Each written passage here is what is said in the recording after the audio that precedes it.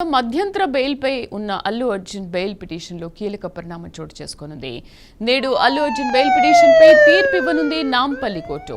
ఇప్పటికే బెయిల్ పిటిషన్పై వాదనలు ముగిశాయి. ప్రస్తుతం మధ్యంతర బెయిల్పై ఉన్న అల్లు అర్జున్ నాంపల్లి కోర్టు ఎలాంటి తీర్పు ఇస్తుందోనని భయంతో ఉన్నారు.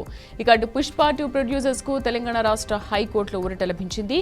సంధ్యా థియేటర్ ఘటన నేపథ్యంలో ప్రొడ్యూసర్లు ఎలమంచిలి రవికిరణ్, రవిశంకర్, నవీన్ పిటిషన్ దాఖలు చేశారు. సంధ్యా థియేటర్ ఘటనపై తమ మీద నమోదు చేసిన కేసును కొట్టివేయాలని పిటిషన్ వేశారు. ప్రొడ్యూసర్లు ఎలమంచిలి రవిశంకర్, నవీన్ థియేటర్ భద్రత తమ పరిధి కాదని పిటిషన్ న్యాయవాది వాదనలు వినిపించారు. తమ బాధ్యతగా ముందే పోలీసులకు సమాచారం ఇచ్చామన్నారు.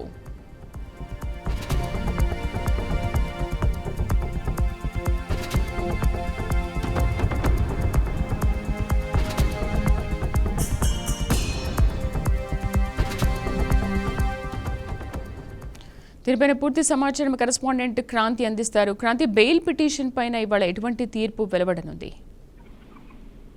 రైట్ శ్రీదేవి, ప్రస్తుతం సంధ్యా థియేటర్ సొసైటీ ఫ్లాట్ లో చూస్తున్నట్లయితే ఇప్పటికే సంధ్యా థియేటర్ యాజమాన్యులకు ఇద్దరికి కూడా హైకోర్టు మాత్రం బెయిల్ మంజూరు చేయడం జరిగింది. ఎందుకంటే వాళ్ళు ముందస్తుగానే పోలీసులకు కూడా సమాచారం ఇవ్వడంతో మాత్రం కొన్ని ఆధారాలను కూడా వాళ్ళ తరపు సంధ్యా థియేటర్ యాజమాన్య తరపు న్యాయవాది అయితే వాదించడం జరిగింది. అయితే దాంట్లో వీళ్ళ ఇద్దరికి కూడా కొంత ఊరట లభించిందని కూడా తెలిసిన విషయం.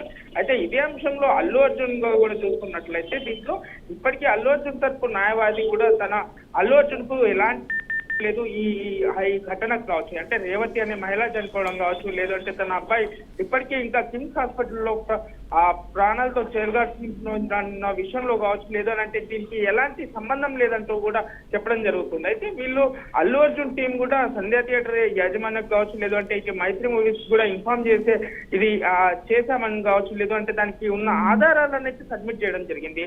అయితే పోలీసుల తరపు న్యాయవాది చూసుకున్నట్లయితే ఎందుకంటే బెయిల్ ఒకవేళ మంజూరు చేస్తే మాత్రం విచారణకు అల్లు అర్జున్ పూర్తి విధాలుగా కూడా సహకరించేటట్టు కూడా చెప్పాలంటూ కూడా చెప్పడం జరిగింది. లేదన్న విషయంలో ఈ ఘటనలకు సంబంధించి కొంత తారుమారయ్యే అవకాశాలు ఉంటాయని కూడా చెప్పడంతో మాత్రం ఈ రోజు 2 తెలుగు రాష్ట్రాలను చూసుకున్నట్లయితే దీనిపై ఎలాంటి తీర్పు రాబోతుందనేది కొంత ఉత్కంఠంగా కూడా మారిందని చెప్పుకోవచ్చు. అయితే ఎట్టకేలకు మాత్రం ఈ రోజు మధ్యాహ్నం వరకు ఇప్పటికీ ప్రస్తుతం మధ్యంతర బెయిల్ కాకుండా రెగ్యులర్ బెయిల్ కి కూడా మంజూరు చేసుకోవడం జరిగింది. మరి దీనిపై క్యాష్ తో ఎలాంటి తీర్పు వస్తుందా అనేది కొంత ఉత్కంఠంగా మారిందని చెప్పుకోవచ్చు. శ్రీదేవి, క్రాంతి, ఒకవేళ ఏంటి బెయిల్ రాకపోతే ఏంటి పరిస్థితి? అంటే ఆల్టర్నేట్ గా ఇంకేమైనా ప్లాన్స్ ఉన్నాయా?